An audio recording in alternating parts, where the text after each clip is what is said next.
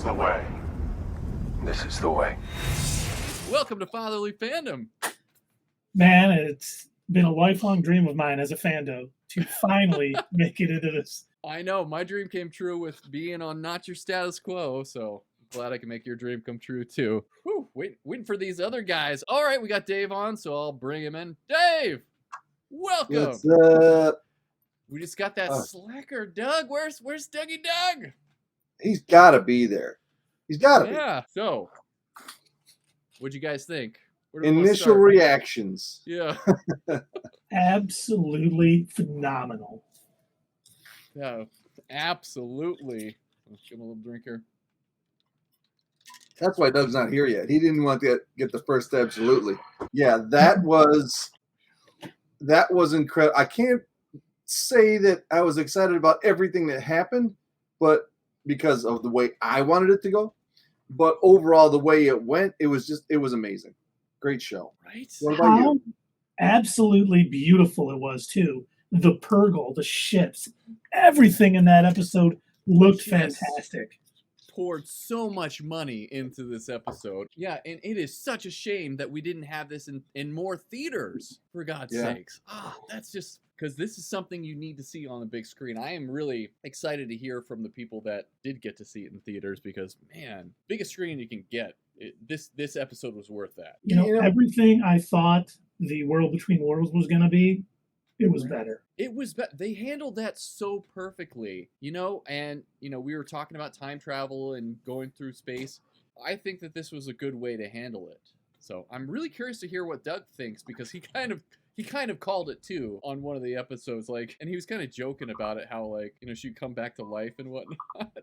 But I think they handled it very well. I know Doug didn't want her to get to that other galaxy through the World Between Worlds.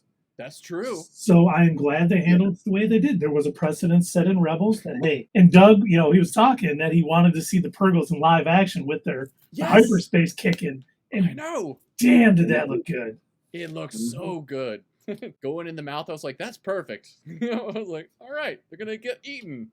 And Anakin pulling back at the last second and just be like, now you learned something.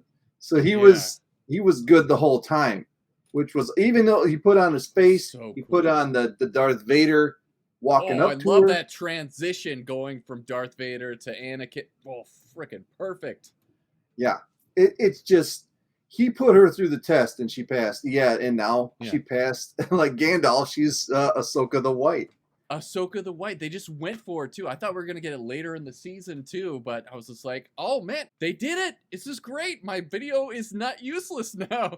The one that I came out with for Ahsoka the White. Yeah, she's like the anti-Vader now. He wore all black. I always said this about her story. Her story mirrored his, but she didn't turn out to be the Dark Lord of the Sith, which, hers was the other side, which was awesome. And they showed that in this show.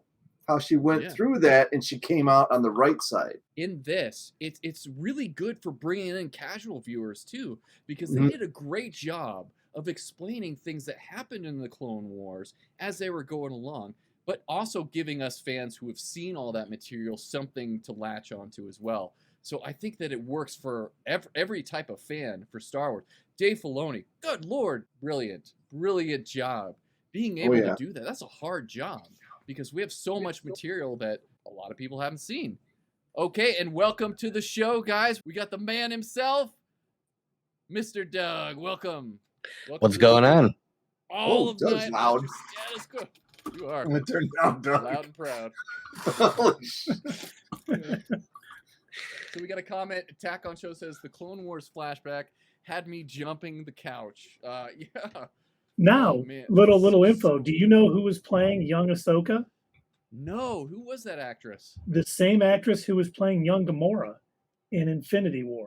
That was the same. I see it now. I thought she looked familiar. Yeah. I looked it up because I looked at her. I'm like, I felt like I recognized her too.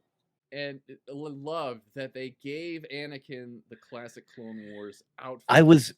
Okay, so at the end of the previous episode, I was really, really wondering, I kept going back and forth, okay, why the musical sting at the end? Why did they play the Darth Vader theme? There has to be some reason for it. Yeah. It was all a test for Ahsoka. I think they handled that very well. What did you think of how they handled that, Doug? Well, it was what I expected. Unfortunately, So like I said, that's what you were spoiled on? yeah, that's what I was spoiled on. So, like I said, Damn. so Oh my God, that Bestman sucks. Bulletin, they pretty much laid out, like they said, new theories. This is how they phrased it: new theories about, and then like halfway down the article, this was leaked by a known person who was never. And I'm like, oh come on! Why? And Why they would pretty you much do that? laid out, like everything that was supposed to happen in the world between worlds. The only thing that apparently was cut was at one point Tamara Morrison's face was supposed to be there. That's what I was wondering. They didn't show They him showed at all, they showed this like pre-rendered image of him in his 501st stuff, looking like with a beard and everything. So he was apparently supposed to actually have a visible scene, not just spoken scene. Yeah. But otherwise, Definitely heard his voice. yes, Yeah, it was he had really the awesome hearing his voiceover. voice. I am so happy. That's one of the things that I've loved about the Obi-Wan series that they started doing. One thing that I loved about Andor is the fact that we finally have the Clone War armor in real life. I Yes. watched So excited. what's his name? Mythbusters. Mythbusters, thank you. Yeah. Jamie Heineman. There we go. So he did a whole behind the scenes like look at the first piece of assembled armor, and he was talking to the person who designed it, and she was going over and she said, yeah, this was really hard. A lot of people don't realize that, a lot of times when you're trying to print this stuff like for cosplay, you have to use what you have on the screen. And she said, and it's easier when you can base it off of an actual costume. She says, but these were all CG before, so this was darn near impossible. She says it was a long time coming. It was a very difficult task, but these shows are better for it now. I wish that they would have done this in episode 2. It looked the war scenes in this were phenomenal. They looked amazing. Did anyone else think that we were going to get Sam Witwer as Darth Maul in the Siege of Mandalore scene? Siege of Mandalore. I'm like, and I said it too when I was on here. I was like, are we getting Darth Maul? I mean, he's there. So I was like, oh, maybe that's where we get him. So I saw that would have been the only way to get him. If he ever came back, that would just ruin his character. That would have been the only way to get him. Yes and no. So while that would have been kind of fun, I would never want to undermine that lightsaber duel that Ahsoka had with Maul in that Clone Wars episode. I don't think anything could be much better than that. Like, I guess, it would have been a nice Easter egg to see Maul there again, but also, like, no. I don't think we would have got another lightsaber battle. There's no way they would try to recreate that. I wouldn't want to I see think that it was just going to see, like, I was expecting Obi-Wan. And then they could have cut back to the World Between Worlds or something. Yeah. But yeah, I think that would have undermined Anakin and Ahsoka's story. Yeah, I agree. A lot. And oh man, talk about lightsaber battle. Just phenomenal with those two throughout that sequence too. I'm just like, this is perfect. Anakin's doing all his old favorites too, the twirl behind the back and whatnot. And it's just and when it switches over to the red lightsaber, we get the yellow eyes and everything. And did you see, was I seeing this correctly? Did Ahsoka's eyes turn yellow right there at the end when she had the blade up against Anakin? And I didn't see it. Said, "I want to live." Did her eyes turn? I didn't see her eyes. Yeah. I saw his. That's what I didn't know if it was from the blade. I didn't either. So I was like, did her eyes turn yellow? Did she go to the dark side for a second and like come back from that? Oh wow, man, darn! I'm gonna have to rewatch the whole episode again. What a shame, right? At least 4 or 5 times to catch that one moment. I mean, and for everybody watching out there, we're gonna expand on all this stuff tomorrow on Not Your Status Quo's Twitch stream. So join us for that. And Doug, what did you think of the Purgles taking off at the end there? Good. I really liked it, and I was hoping, I was really hoping we'd see them light up tentacles. Yeah, man, I was waiting for that. Lit up tentacles. Tell you what, I had lit up tentacles. I won't tell you the rest of that. I'm glad family they show, went. Dave. Family show, fatherly family. I'm glad they went that route. I know you're probably disappointed that they didn't utilize the portals in the World Between Worlds, but I'm so glad they didn't do that. I'm actually really happy how they used the World Between Worlds. It was perfect. Yeah. Because like I was really concerned. I've been concerned with how they would utilize the world between worlds. I was like, I don't want them to have time travel in Star Wars. I just don't. That doesn't, like, I know we all have our opinions about the sequels and we want that to be retconned, but at the same time, it's like, no, let's not open that can of worms. So I thought it was perfect how they did that. And I did theorize before too, Doug, remember, about her using the Purgles, because she does have that beast ability that we saw in Tales of the Jedi. And so she was able to do that with the Purgles. I was like, that's yes, true. That's right. Called it. I called it on that. Called it on Ahsoka the White. We got Ahsoka the White in there too. Now we just need her to step out of the Purgle mouth holding her staff. Where's she gonna? She's got to get that staff over in the other galaxy, Peridia. Maybe she finds it over there. So we get the staff. We're good to go. Thank you, Dave Filoni. Yeah, can't thank him enough. Everything he did was just the right way to do it.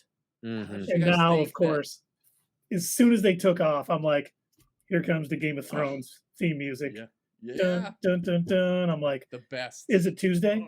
I know, right? It is Tuesday. Tuesday, but is it next Tuesday? Can we just, Right. So what do you guys think of Hayden Christensen? How do you think he looked in this? Outstanding. So good. I agree. Every scene I was actually looking. I was like trying to see if there was any uncanny valley to any of those scenes. I didn't see any. Looked good to me too. What do you guys think? Now the question is, what is his role in the world between worlds now? Has he become one of the Mortis gods? Because he seemed to be at peace with his darker side. He had lessons to teach, and he was okay with showing it because it pushed that lesson for Ahsoka forward. And I was like, okay, that's an interesting way to show him post Return of the Jedi. And I think it's the right way. You know, he knows if he's supposed to bring balance to the Force. He knows that's part of who he is. The Force is all encompassing. Maybe he's like the Bendu now, you know, where he's. That's the first name I thought too. I thought he's the Bendu. He's showing both. He's showing the light and the dark. And as far as Hayden Christensen goes, he acted his ass off tonight. Oh yeah. Oh yeah, he did such a good job. He deserves all the accolades for this. I am so glad that Hayden Christensen is getting his time to shine in this, and I wanted more of him in Obi-Wan Kenobi, but I feel like I'm getting that now with Ahsoka. So I'm just now, do you think this is all we're gonna see of him in this series? I do. I want more, but yeah, I think that this is probably it. I would love to see him as a Force ghost, but I don't think we will. Yeah, he was there to teach Ahsoka a lesson. Yeah, lessons taught. Lessons taught. He did his job, and that's all you really need him to do. Yeah. As much as I'd like to see him again, I don't think it would fit the story. It would seem like fan service just for fan service, where this pushed the story forward, you know, character development for Ahsoka, and got us, you know, to that new galaxy next week. I'm happy that they didn't over explain or go into like too much about how Ahsoka got there. It's just we accept that she magicked her way there through the water somehow. She got a training lesson from Anakin, and then when she was done, that's it. And we know that it wasn't a dream because Jason heard the lightsaber battles. He did. You know, so. I thought they handled that pretty well too. And what do you guys that's think all about we Jason? needed. And you know, they have this idea of the netherworld and everything. And when I was doing my research for the Force Ghosts and everything, that's where they eventually end up. And so I'm wondering, like, it's got to be connected to the world between worlds, but maybe that was a part of where they were actually. This was the netherworld where Anakin is residing and whatnot, and that's the life after life. So Dave Filoni was able to utilize all this material from all the rich Star Wars that we've gotten and do it in a way that's easy for everybody to just enjoy. I agree. You don't have to think about it too much, but if you want to, that material's there. When Hu Yang asked her, "Are you sure they're going to take us to Ezra?" She's like, "I don't know. I hope they end up somewhere else." I know. Like some other galaxy. They're like, galaxy. "Where's Ezra? What is this? Who's this Ezra character? Where's Sabine? We ain't know. seen nobody here." You rotten whales. All right, well, do you got pizza? Oh. And you're right, Doug. You were totally right. You know, they should listen to Hu Yang, and he brought that up in the beginning of the episode too. Why aren't they ever listening to me? I was like, oh yeah, I know. Listen to Hu Yang, please. Please. As soon as he said that, I thought they're gonna get separated. Of course they are. Right. So the show can happen. Right, it was episode 4. We knew it, unless The rest of the 4 episodes was just him like, so should we do some training today now that we've taken care of all the bad guys? Sure, why not? Let's have some fun. I was really worried at the beginning too when they were doing the close up on the map. I loved how it looked and everything with the little gears on the inside. I was like, that is a beautiful prop. I was like, please don't tell me that they're gonna put it together and then we'll automatically get it to work. It didn't look like a lightsaber had drilled through it to me. That I was like, yeah, not only did he hold it, cut it in half. He held it. He left it there for a minute. So the fact that it was that clean was amazing. Very clean. I know. I was like, wow, okay, that was a clean slice, I guess. Yeah, Attack on Show says should have tried. You see Hera in there, like, I got this. Yeah. You think it's working yet? What did they do? They just twisted it around a couple of times, right? You just put it on this. You just tape it up and you throw it in the ocean. That's how it works, right? Yeah. Kind of mash it together. All right, now use the Force. Just start smoking. Okay. Is anyone a Night Sister here? Do we got any Night Sisters? Who Yang? No. You no. No. Hera. Millennia. Haven't you learned any magic? Hera, you got big eyes. Give it a try. Oh, that was my other question, guys. When Jason was listening to the lightsaber fight and he was telling his mom to listen in, Hera, did she actually hear it too? I think he must have used the Force to allow her to hear it because I think she did. Kind of I was like, wow, is she a little bit Force sensitive that she can hear that? So I was like, I don't know that she's Force sensitive. I think Jason probably was like a conduit. Attack on Show says, I love that Syndulla made Jason stay in the ship for safety, but it was totally cool to have him tag along for the space battle. Yep. I mean, she just took an ancillary look around the area too. There still could have been guys in the forest there. It was right there. And she's like, sure, kid, come on out here. Who cares? And then like when she hears something, she's just like, oh, stop. I'm like, Hera, not the best parenting. Hey, hold up one second. I know that kid has good instincts because when you heard a noise, he hid behind Chopper. Exactly. I was going to say the same exact thing. He knows. If trouble's coming, get behind the murder bot. Yeah. They're really cutting back on his murders. Like it's a shame. Sierra says, so what was that Anakin from the past or his ghost or what? I think that it was his Force ghost. Yep. That's what I think. It wasn't just like a past memory or anything like that. It's a Force ghost, but I didn't see like the regular Force ghost around him is what I'm trying to get out. Yeah, he didn't have like the glow. He didn't look sort of like his opacity wasn't turned down to like 80%. Yeah, since the Force is so strong in the world between worlds or the netherworld where they are, I'm sure like he can manifest himself more completely in that. So the reason why maybe we see Force ghosts look the way they do in Star Wars before is because, planets are strong in the Force, but it's not as strong. So you only see a faint, glowy thing. Like on Dagobah. Yeah, exactly. So, on Dagobah. You guys are going to want to sing it? Go ahead, Meadow in a swamp down in Dagobah where it bubbles all the time like a giant carbonated soda. Everyone's gone. And Twitch shut down their servers. They're like, we can't have any of that. They shut us down right away. Force Ghost time is irrelevant. Yeah, and that's part of the thing with the world between worlds too. So, but I think that it was Anakin taking her through as part of the lesson. I love that. That's how they did the lessons to complete her training as well. Beautifully done. Just like great story arc. I do love that he calls her Snips, but like the first thing he says to her is like, "You're old." She's like, yeah, dude. I know, that's what happens. Yeah, she pays him a compliment. Anakin, you jerk. She's like, hey, you look the same. That's amazing. Yeah, well, you don't. It would have been nice if we would have seen a flashback with Ewan McGregor. We got his wife in there. Would have been great to see. Just like, Obi-Wan and Anakin running into battle, and then like, come on, Snips. Him in the Clone Wars armor. That would have been nice. Oh, that would have just been the icing on the cake for me.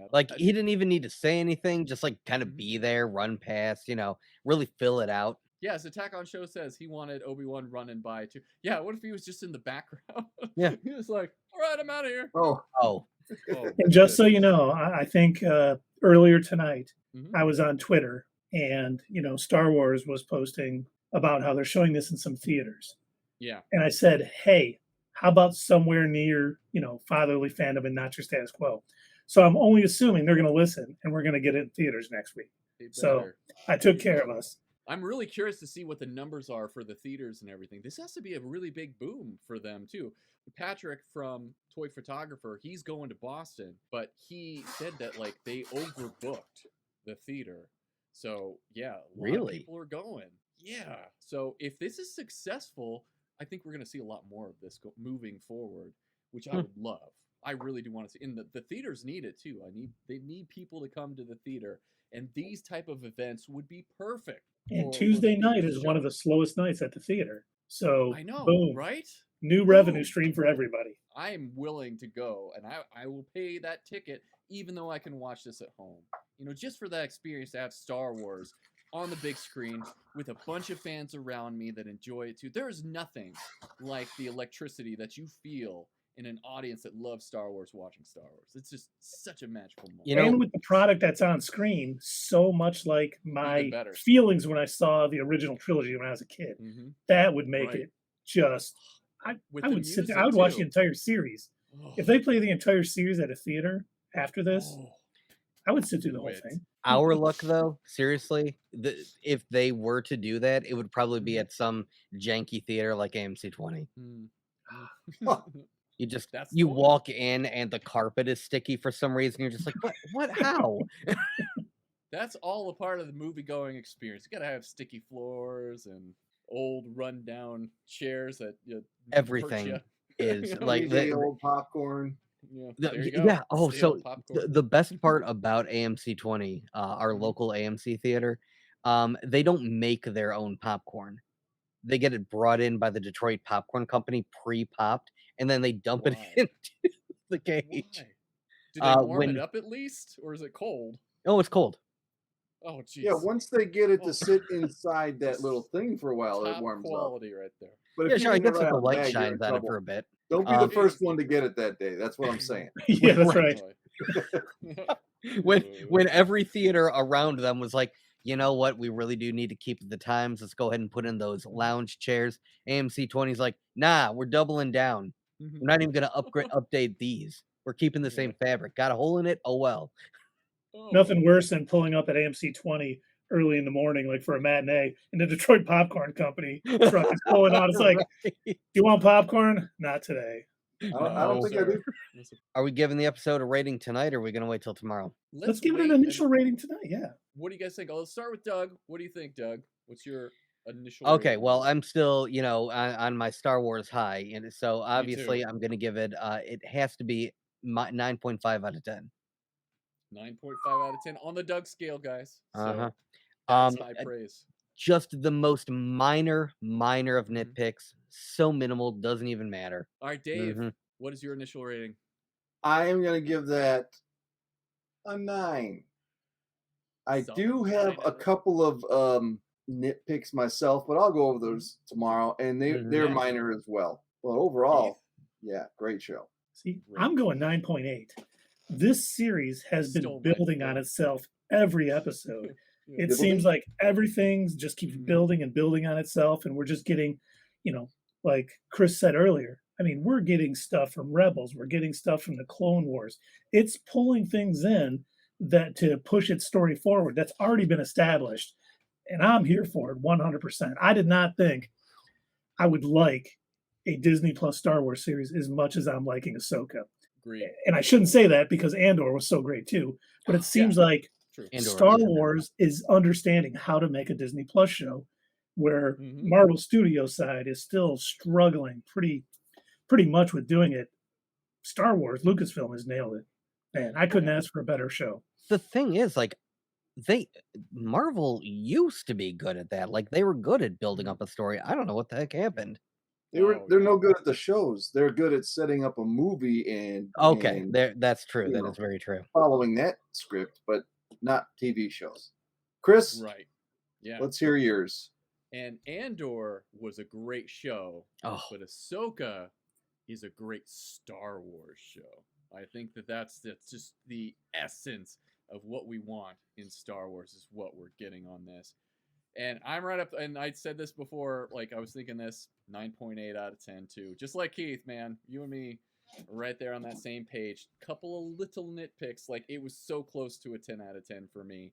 But yeah, everything was just perfect. I couldn't have imagined it being better than what we got. All my theories and everything for the World Between Worlds, this is exactly what they needed to do. Dave Filoni is brilliant at how he brought all these pieces together, all these little toys together that we love so much, and making it into such a cohesive story where the story is leading what we're seeing on screen too, which I love. You know, no filler whatsoever with this. Everything is serving the plot. I just love it. So 9.8 out of 10 for me. Can't say enough good things about it. All killer, no filler, to coin a phrase. That's true. And this That was time it's your favorite delivering. band's album, wasn't it? Yeah. You know, I wonder how much Tales of the Jedi they did that scene with Ahsoka just so it would make more sense, her communicating with the Purgle in this episode. Yeah, I because think they didn't so. do anything that didn't That's have a was on Dave precedence Filoni. previously in Star Wars. Yeah, he was laying those breadcrumbs for sure. And he wrote a lot of the Tales of the Jedi. He was writing on the side these like short stories during the Mandalorian when they were filming that. And so like he would just go off and do that. So maybe he was doing that episode thinking of Ahsoka being live action for the first time and thinking about where it could lead. And he's like, oh, maybe I'll set this up in this one. And if that ever gets made, then I can do this. Brilliant. Yeah, I do think that he purposely put that as a breadcrumb for something like this. Yes. Good writers do that. Yeah, they leave themselves, even if that had everything had stopped, he left himself, in case they ever wanted to pick it up, he left himself something to start with, you know, with those breadcrumbs. He did. Tack on Show, he's got a rating here too. He says 9.5. Obi-Wan would have made it a 10. I agree. So that would have been that point 0.2 for me. That would have pulled it over to the top. If I would have seen Obi-Wan in his classic armor from the Clone Wars, yeah, I would have probably fallen over. You know? And then he would have just said, hello there. And then that's it. Hello there. That's all you need. That's all you needed. Oh, so close. Attack on Show says, but not sure how deciding to want to live led Ahsoka to talk to the space whale, but still cool. Like we were saying, that was set up before in Tales of the Jedi as well, that she has that ability to talk to beasts like Ezra does. So Ezra used the same ability to use the Purgles to hyperspace on out during the finale of Rebels. Right.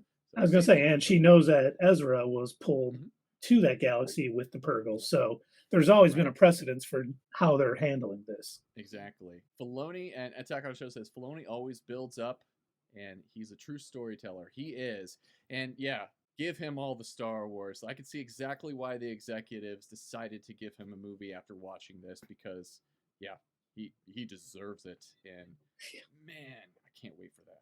They should just give him the reins to the universe. I mean, They really do. They really do. Let Jon Favreau handle the business side, because he can do something like that.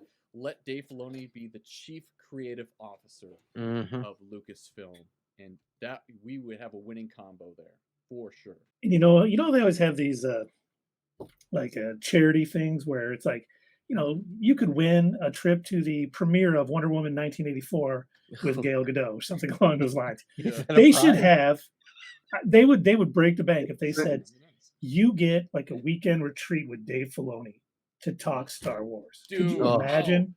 I could, man. And he would enjoy that too. Like, he's such a fan and a nerd of this stuff too.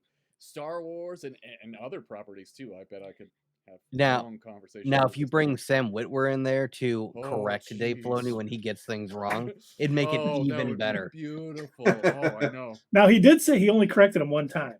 Yeah. Was when he said, "Oh, then Padme can finally meet Anakin's mom," and he's like, She did. They met. Episode 1. Yeah.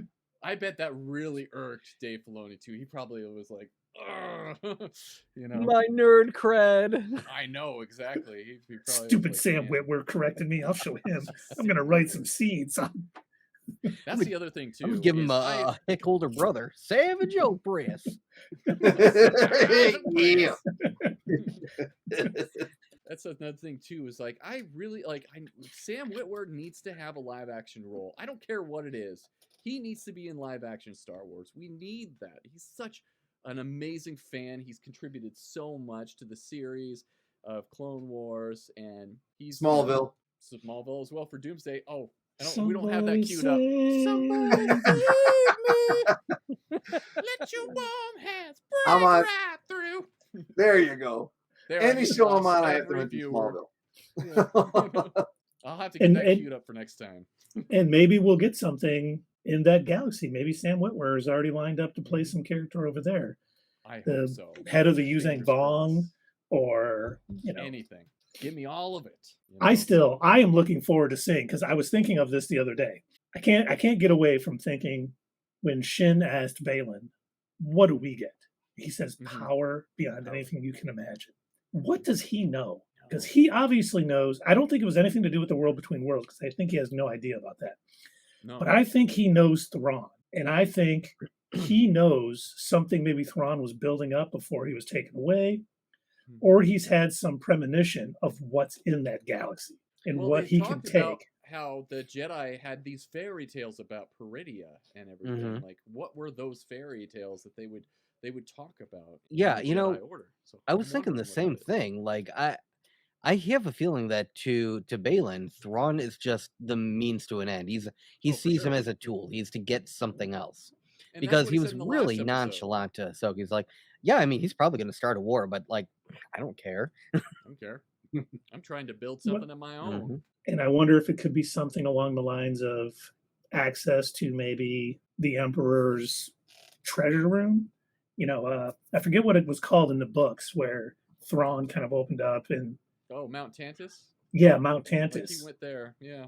I think if he's going after anything, I don't think it's going to be like, credits or jewels or gold or anything like that. It's going to be something that'll advance him in the Force. He seems like he's pretty connected to the idea of gaining power through the Force. Like, I can imagine him uttering that line, like what Darth Vader said in A New Hope, when he goes, "Do not underestimate the power of the Force." And I could see Balin saying something like that. Destroy a planet is insignificant. Exactly, right. I could see Balin being like that. Like, I don't care about, super weapons. I don't care about some galactic war. I don't care about, there's some sort of, and I think I assume, Keith, this is what you're thinking too. There's something in that other galaxy having to do with either the Night Sister magic or the Force or something that he knows of through, like what Chris pointed out, these fairy tales. He's clearly aware of something and he wants it because that's what's going to make him more powerful. Yeah, they got a Lego land that has a Death Star on it. Another Death Star. Oh, God, the third Death Star. No more Death Stars. And by the way, I don't know if you guys saw this. Dave Filoni in an interview had said he had more stories to tell with Balin and Shin after Ahsoka. Oh, that's so sad though, because we don't have Ray Stevenson. So this is one of those things where I don't want them to recast. No, I don't. He's so good in that role. Like, it's phenomenal. such a lot. Even just in the recap, like I was watching the recap for this episode, I'm like, damn, he is doing he's fire. He's firing on all cylinders for this role. And as sad as it is that he passed away, I'm glad that he gave us this amazing performance. And it's just a beautiful swan song for him. So, and I'm glad we get to see it and honor him. Sad he can't see the reaction to his performance because I know man, that is just he deserves all the praise in the world. True, Keith. And this power that might be there in Peridia and this other galaxy and everything. Maybe that's also linked to what happens to Ahsoka. Maybe she's the one that ends up getting it. And like I was talking about, maybe it's linked to magic and everything else, and it helps her develop her Force powers in some certain way. Maybe the staff has something to do with it too. Maybe it eventually becomes Ahsoka. And speaking of the staff, I was thinking about this too. They made it very clear that Ezra's lightsaber is still in this galaxy. Yep, it is. So he has either had to build himself a new one in this new galaxy, or he's found another way to use the Force in fighting, whether it's a weapon or something along those lines. Because Dave Filoni doesn't leave those little trails, without capitalizing on it later. And they made a very big point of, you have Ezra's lightsaber. It would be a tad bit cliche, but I would still be happy if they went this route. Here's a bit of a theory. What if whatever this is that Balin is chasing, what if it's some aspect of the living Force that goes out of its way to pass him up and choose Ahsoka in front of him. Yes. And then like have that him, theory. no, that was mine. That was for me. Yep. How Because dare he's you more take what balanced was in the mine? Force, you know? If I can't have it, no one will. Yeah, I like that, Doug. I like that a lot. Great theory. Let's cut it off here. And if you guys want to hear us talk about this more, please come on the live stream on Twitch tomorrow on Not Your Status Quo, where we're going to go in depth on all this stuff. But it's been a joy, guys, to experience this with you.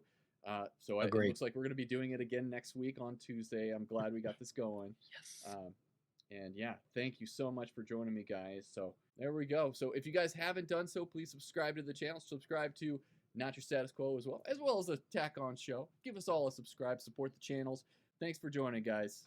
See you tomorrow. So thanks for joining me today on Fatherly Fandom, and don't forget to subscribe to the channel. And from our families to yours, have a good one, and may the Force be with you.